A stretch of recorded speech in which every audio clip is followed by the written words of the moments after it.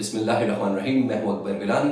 एक छोटी सी कहानी के साथ एक बच्चा एक कंस्ट्रक्शन हाउस, एक जगह बिल्डिंग बन रही होती है, वहां काम कर रहा होता है, ईंटें उठा रहा होता है अपनी पूरी ताकत के साथ कि इसी दौरान उस बिल्डिंग का मालिक वहां से आता है, गाड़ी से उतरता है, सिगरेट जलाता है। लेकिन जैसे ही उसकी निगाह उस बच्चे पर पड़ती है, वो सिगरेट बुझाता है और गुस्से से उस बच्चे का हाथ पकड़ता है और उसको बिल्कुल झंझोड़ता है कि तुम यहां पर काम करने कैसे आए?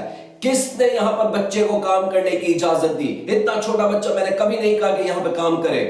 वो बच्चे से कहता है तुम्हें यहां पे किसने लाया? तो बच्चा बड़ा उदास होकर रोता है कि साहब मुझे मजदूरी करने दीजिए, मेरे घर में सब बहुत भूखे हैं और प्लीज प्लीज प्लीज मुझे मजदूरी करने दीजिए। वो आदमी फिर गुस्से होता है और कहता है निकल जाओ यहां से, यहां पर बच्चों के काम करने की इजाजत नहीं है।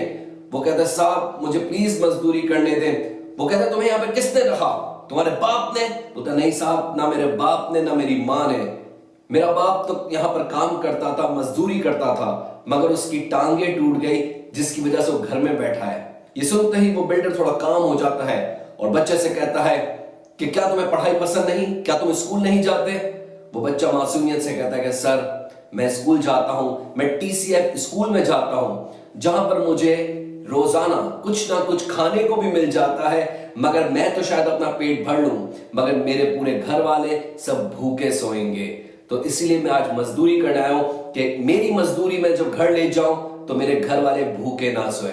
उस बच्चे की बात सुनते ही बिल्डर थोड़ा और शर्मिंदा हो जाता है। फिर वो बिल्डर उससे पूछता है 10 तक के टेबल तुम्हें आते हैं लिखने?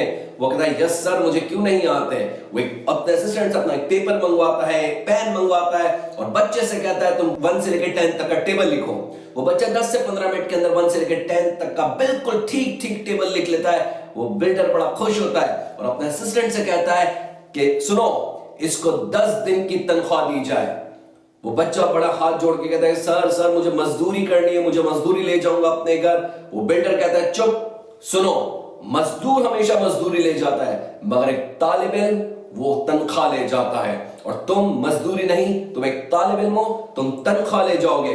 और सुनो, 10 दिन बाद फिर तुम यहां पर आओगे और मुझे 20 तक का टेबल लिख के दिखाओगे और मजीद मैं तुमसे कुछ सवालात करूंगा और इसके बाद मैं तुम्हें 20 दिन की तनख्वाह दूंगा। और अपने सेक्रेटरी से कहता है कि इसके फादर की बिल्कुल सही से ट्रीटमेंट की जाए और इस बच्चे की पूरी जिम्मेदारी अब से मैं उठाऊंगा।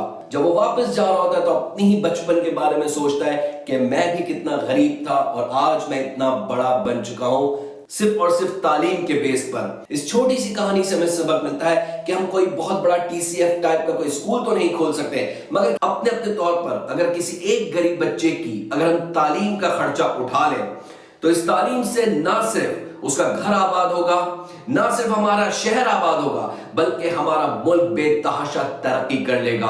और अगर गौर करें तो आप सल्लल्लाहु अलैहि वसल्लम ने भी तालीम को बहुत प्रमोट किया है। जी हां, उम्मीद है कि हम सब मिलकर अपने मुल्क पाकिस्तान को तरक्की देंगे। प्यार, मोहब्बत, मुस्कुराहट और हिम्मत से गुजारे जिंदगी, जीना इसी का नाम है, इसी को कहते हैं जिंदगी। शुक्रिया।